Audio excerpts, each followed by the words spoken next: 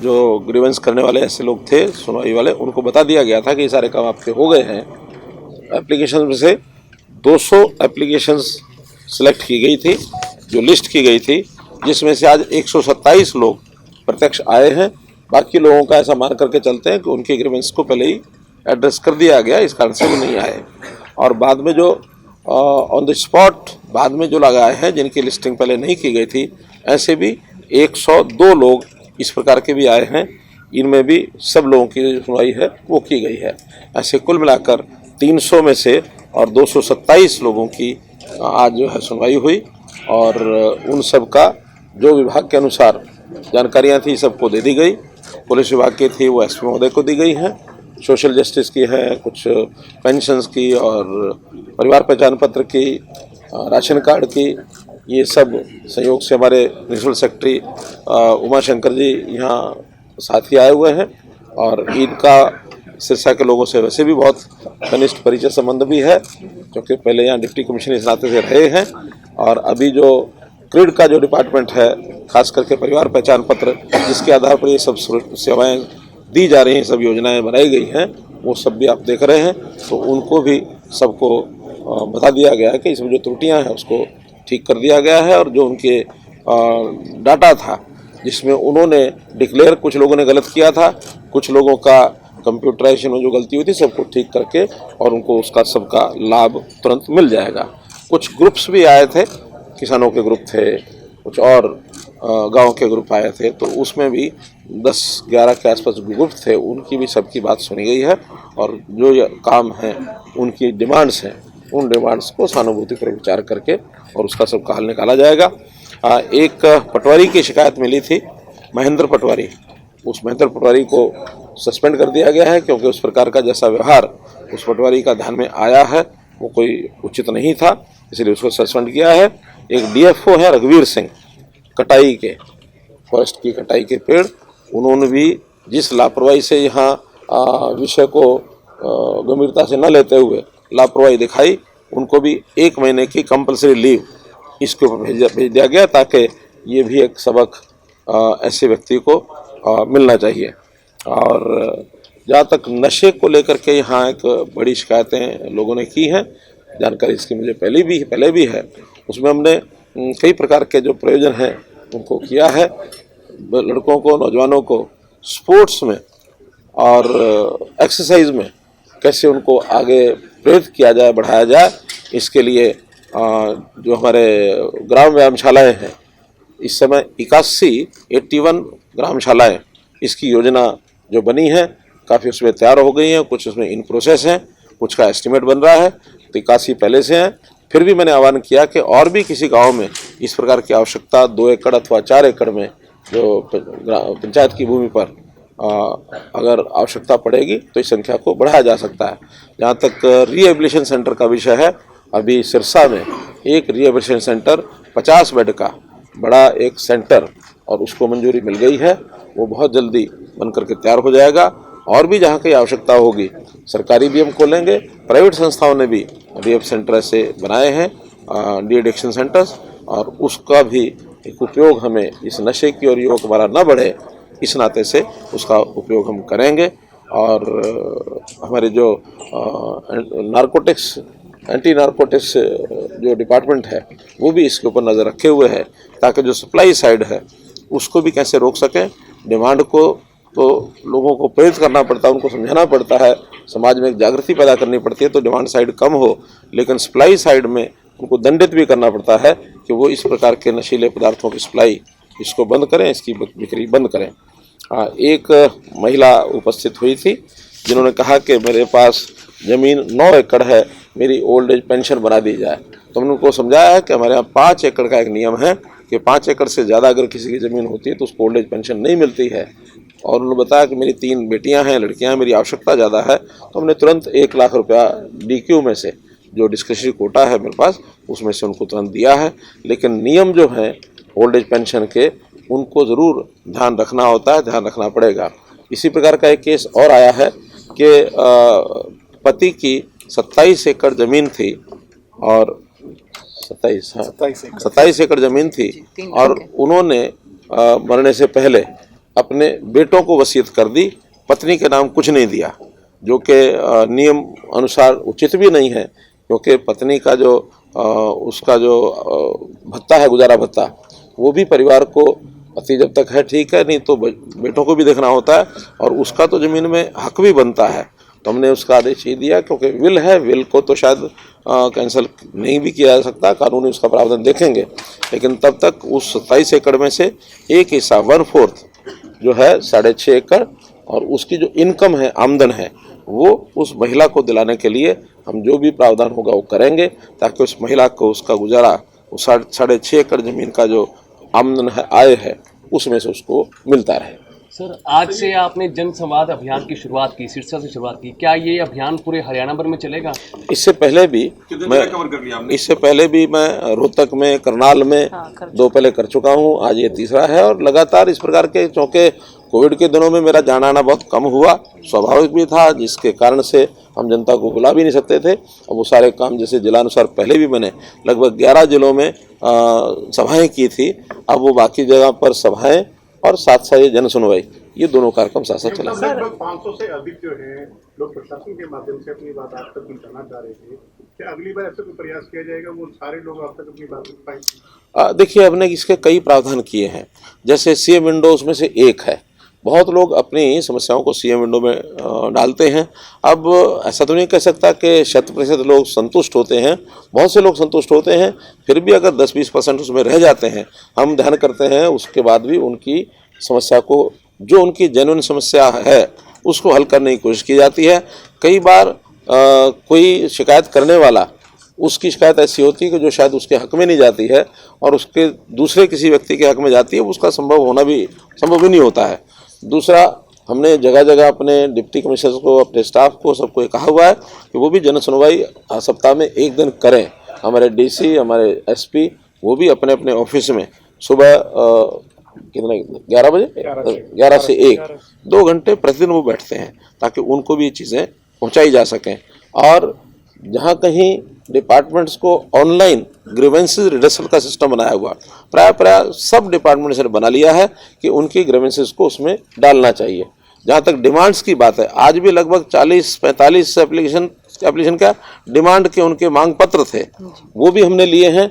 हमने उनको बताया कि अब उसमें भी शहरी क्षेत्र में और ग्रामीण क्षेत्र में नागरिक अपनी डिमांड सीधी पोर्टल पर डाल सकता है। जहाँ तक गांव का प्रश्न है, उसमें ग्राम दर्शन, और जो शहरी है उसमें नगर दर्शन, ये पोर्टल ऐसे हैं, अपने गांव का, उसी गांव का जो निवासी है केवल वही डाल सकता है, कोई भी नहीं डालेगा। उस गांव का निवासी है, उसमें अपने गांव की सड़क है, गली है, नाली है, पानी है, विद्यालय है, कोई अस्पताल है, कुछ और जो भी उनकी आवश्यकता है उसमें डालेंगे। डिपार्टमेंट को बताया गया कि ये सब प्रायोरिटी के अनुसार, हमारी कोई प्रायोरिटीज जैसे बनती हैं, जहाँ कहीं बहुत आवश्यकता है उनको सबसे पहले करें, और बाद में बजट के अनुसार बाकी चीज़ों को भी साथ साथ करें। इसलिए बहुत विषय ऑनलाइन हो गए हैं। मुझे नहीं लगता कि इसके कारण से किसी की बात ना सुनी जाती हो। फिर भी हमारे बाकी मंत्री भी आते हैं, यहाँ मासिक ग्रीवेंसेस कमेटी की मीटिंग भी होती है, हमारे दिशा की मीटिंग भी होती है, मेंबर पार्लियामेंट हमारी स्वयं जाकर के अध्यक्षता करती है उसकी। तो ऐसे बहुत से प्लेटफॉर्म हैं जिसमें व्यक्ति को अपनी ग्रीवेंस सुनाने के लिए सर, आप पूरा विकास करवा रहे हैं पूरे हरियाणा भर में, लेकिन सिरसा की सड़कों के हालात देखें तो काफ़ी हैरानी होती है। वजह ये है कि एक नौजवान डॉक्टर जो अपने परिवार का लालन पालन करती थी, उसकी सड़क हादसे में मौत हो गई, और सड़कों का जो जंजाल होना चाहिए वो सिरसा में क्यों नहीं सर? सड़कों का जंजाल नहीं, सड़कों के बारे में मैंने पहले भी कहा है कि वर्षा के समय तो तुरंत ठीक नहीं हो सकती हैं, तो इस वर्षा काल के बाद हमने सभी विभागों की योजना बना दी है, चाहे वो PWD है, अर्बन लोकल बॉडीज़ है, मार्केटिंग बोर्ड है, HSVP है, HIDC है, ऐसे 6 डिपार्टमेंट हैं जो कहीं ना कहीं अलग अलग प्रकार की सड़कों की और वो बनाते भी हैं, उसकी देखभाल भी करते हैं। ऐसे सभी विभागों की योजना बना करके हमने उसको आगे बढ़ा दिया है। बहुत से विभागों ने अपना काम शुरू भी कर दिया है। 650 किलोमीटर सड़कें मार्केटिंग बोर्ड, और उसमें भी क्वालिटी बदल दी है। पहले क्वालिटी थोड़ा PWD और मार्केटिंग बोर्ड के अलग अलग रहती थी, अब मार्केटिंग बोर्ड की जो सड़कें हैं वो भी पीडब्ल्यूडी के लेवल पर ही बनेंगी, उसमें थोड़ा खर्चा ज़्यादा आता है लेकिन वो पैरामीटर उसके वही बनेंगे। यूएलबीज को भी, यूएलबीज की भी जितनी सड़कें हैं उनको उनका बजट जो उनके पास है उसमें से प्रायोरिटी पर वो सब करेंगे। पीडब्ल्यूडी उन्होंने अपना काम शुरू कर दिया है, हर एक विधानसभा में 25-25 करोड़ रुपए का अप टू 25 करोड़ जितने काम वहाँ आवश्यक हैं वो सब हमने पूछ लिए हैं और सब पर काम चालू हो गया। एक गंभीर मुद्दा सर एसवाईएल का जो है अभी भी एक मिनट, सर एक सिरसा में मेडिकल के बार आप घोषणा कर, अभी तक एक ईंट नहीं लगी वहाँ पे, इस पे आप क्या? अभी तो उसका शिलान्यास भी नहीं हुआ है, शिलान्यास होगा तो ईंट लगेगी। केंद्र सरकार ने एक डिमांड बात कही थी कि राज्य सरकारें महंगाई को कम लाने के लिए वेट पेट्रोल पदार्थों पे कम करें, तो हरियाणा पेट्रोल पदार्थों पे वेट कम करने जा रहा है। हमने पिछले साल में 2 बार ये किया है। अब हमारी जो आवश्यकताएं हैं जनता के लिए ही होती हैं, वो आखिर जो रेवेन्यू आता है, रेवेन्यू के साधन स्टेट के अपने बहुत कम हो गए हैं। जीएसटी, वो भी अब जीएसटी काउंसिल पूरे देश भर की वो तय करती है कि किसका जीएसटी क्या होगा, इसलिए वैट जैसी ही चीज़ एक आध है जिस पर हम अपने रेवेन्यू को अपने हिसाब से इकट्ठा कर सकते हैं।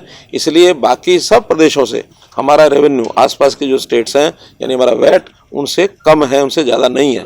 बहुत सी तो ऐसी स्टेट्स हैं जहाँ 25%, 28%, 40% वैट भी है। हमारा तो कितना 12-17%, 17-16 हाँ 10-20 से नीचे है। हरियाणा में हड़ताल पे जा रहे हैं आड़ती, मंडियां बंद रहेंगी ई प्रणाली पे। देखिए युग परिवर्तन हो रहा है, युग परिवर्तन में सबको उसके अनुसार चलना बहुत मुझे लगता है कि चलना ही चाहिए। ऑनलाइन सिस्टम कहाँ पहले होते थे? पहले तो सब प्रकार के सिस्टम अलग होते थे। एक कपड़ा ऊपर रख के नीचे हाथों से बोलियां आ जाती थी, मुँह से भी नहीं बोलना पड़ता था। क्यों? हाँ, इसलिए आज ये मार्केट इतनी ओपन हो गई है कि इसमें ऑनलाइन हम तो हर चीज़ का देखते हैं, ऑनलाइन बाजार चलते हैं, तो ऑनलाइन सिस्टम देश भर में अनाज में भी चले, मंडी में भी चले। ई नाम का मतलब वही है, इलेक्ट्रॉनिक नेशनल एग्रीकल्चर मंडी। तो अगर कोई व्यक्ति यहाँ का अगर फसल उसकी मान लो केरला में है, वहाँ से भी वो खरीद सके, कोई असम का व्यक्ति हरियाणा की मंडी से खरीद सके, उस ओर हम आगे बढ़ रहे हैं। और जब उस ओर आगे बढ़ रहे हैं तो ये विरोध का कोई कारण होना नहीं चाहिए। जिसको जहाँ से चीज़ उपलब्ध होती है, किसान भी चाहता ही है कि ओपन मंडी होनी चाहिए। आखिर एक तरफ किसान की प्रोड्यूस, उसका भाव उसको ज़्यादा मिले, तो ये ओर आगे बढ़ रहे हैं। हमने डबल इनकम अगर किसान की करनी है तो एक ओपन मंडी ये करनी पड़ेगी। डिफरेंट डिपार्टमेंट में आपस में तालमेल की बहुत कमी है, जैसे खास करके म्यूनसिपल कमेटी और पीडब्ल्यूडी वो कहता है सर मुश्किल है। व्यवस्थाएं सब बनी हुई है। हमारे डिप्टी कमिश्नर मोटे रूप से इसी काम के लिए होते हैं कि जिले के अंदर सबका तालमेल आपस में बैठाएं। पर 50% अंकुश लग सकता है अगर आप ग्रेजुएट कमेटी के चेयरमैन अली को हमें दे दें तो आपका धन्यवाद। यहाँ हर रोज मृत्यु होती है और लोग गरकत में जा रहे हैं। आप अम्बाला चले जाओ।